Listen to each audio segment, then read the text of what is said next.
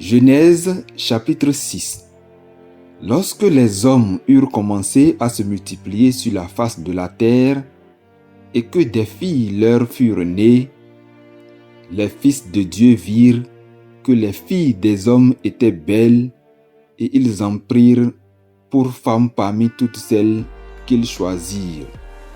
Alors l'Éternel dit: Mon esprit ne restera pas à toujours dans l'homme, car l'homme n'est que chair et ses jours seront de 120 ans.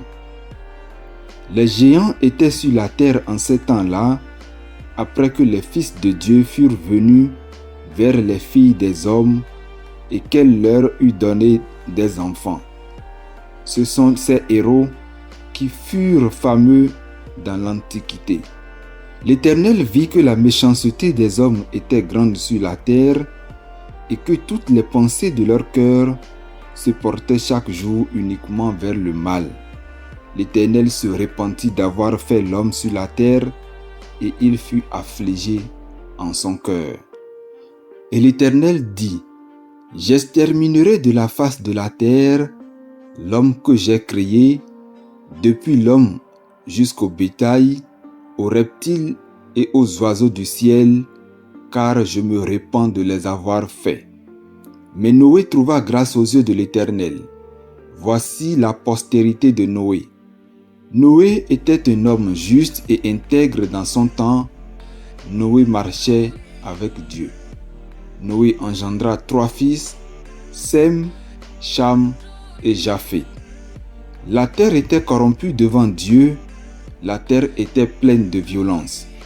Dieu regarda la terre, et voici elle était corrompue, car toute chair avait corrompu sa voie sur la terre. Alors Dieu dit à Noé: La fin de toute chair est arrêtée par devers moi, car ils ont rempli la terre de violence. Voici, je vais les détruire avec la terre. Fais-toi une arche de bois de gopher.